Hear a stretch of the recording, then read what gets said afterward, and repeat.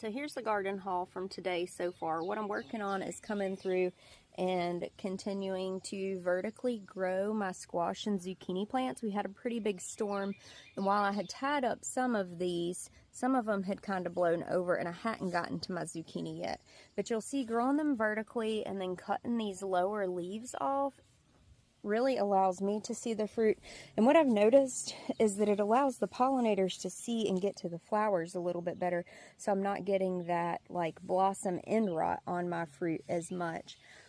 You can see here how I just follow the main stem of this squash plant all the way up and just periodically tie it, and then come through and trim off some of those lower leaves.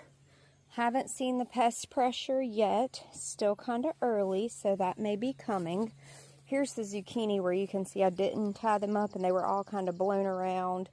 So I started tying this one. You can see where we're following this main stem all the way up, tying it off. And I did come through and trim some lower leaves. This is the one that really took a hit with the rain. And the wind. You see all these are kind of folded over, broken. They just really weren't doing too hot. Trimmed this one up a lot. Got them growing vertically now.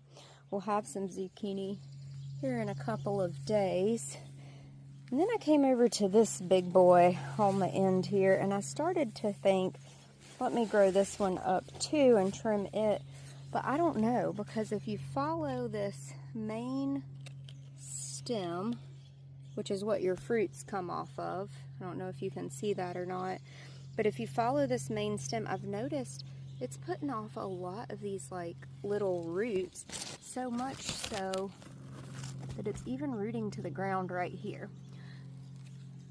Because the pollinators maybe don't see these flowers as much, though, I will say I just picked off a couple pieces that had blossom end rot that I went ahead and tossed. So I think I'm going to do this as an experiment.